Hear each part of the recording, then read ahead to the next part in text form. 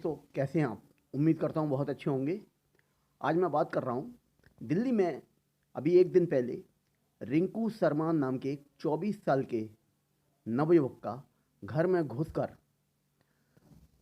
बेदर्दी से कत्ल कर दिया गया। उसकी गलती सिर्फ ये थी कि वो जय श्री राम का नारा लगा रहा था।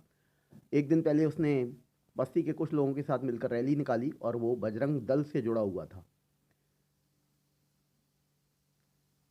लैब में असिस्टेंट था और जितने भी लोग अभी 4 लोग पकड़े गए हैं आरोपी, वो गैर संप्रदाय के बताए जाते हैं। कारण अभी पूरी तरह कोई स्पष्ट नहीं है या नहीं पुलिस के द्वारा कोई बताया गया है कि किस वजह से हत्या हुई।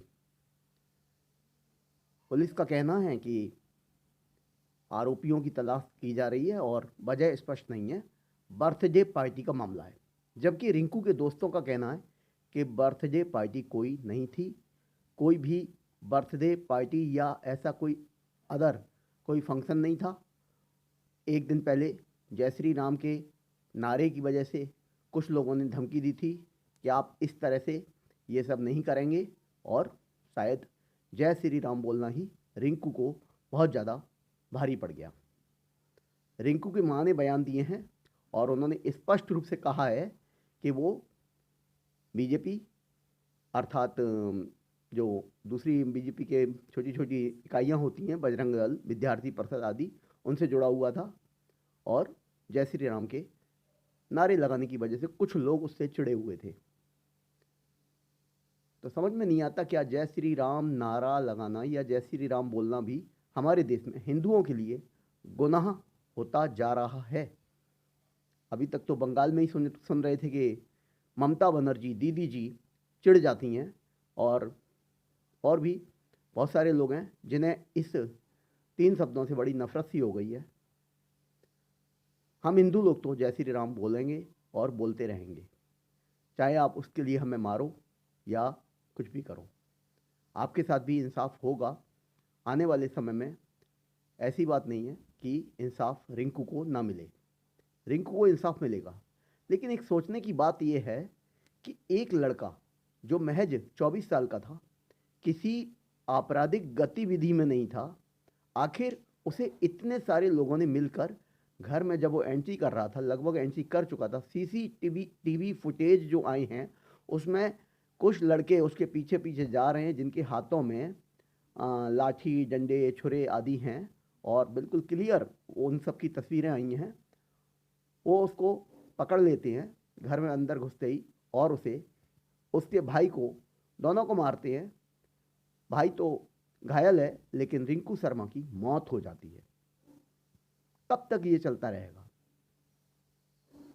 मौत का ये गंदा नज़ारा कब तक हम देखते रहेंगे? कब तक हमारे देश के सीधे साधे नवयुवकों की इस तरह से बलि दी जाती रहेगी? सोचकर ही बहुत दुख होता है। न्याय के नाम पर क्या होगा? आप सभी जानते हैं जितने भी आरोपी हैं किसी न किसी वजह से बच निकलते हैं। कभी पहचान ना होने के कारण, कभी किसी और कारण से, और मरने वाला बेचारा मर जाता है। उसको शायद सरकारी कंपनसेशन मिल जाता है और इसके अलावा कुछ नहीं हो पाता। किसी हिंदू पार्टी से जुड़े होना कोई गुनाह तो नहीं है।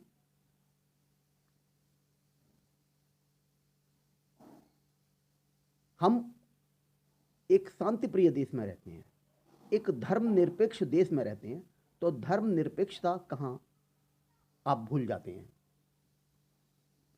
अगर एक ही बस्ती में 2 तरह के लोग रहते हैं, 2 संप्रदाय के या 3 संप्रदाय के या और ज़्यादा संप्रदाय के लोग रहते हैं, तो इसमें चिढ़ने वाली क्या बात है?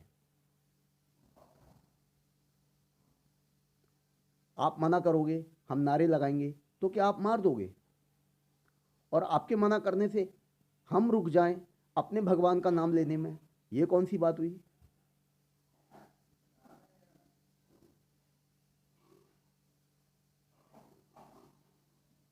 हमारे जितने भी पैगंबर हुए हैं सभी ने कहा जियो और जीने दो, फिर उस मार्ग पर हम चलने की कोशिश क्यों नहीं करते हैं?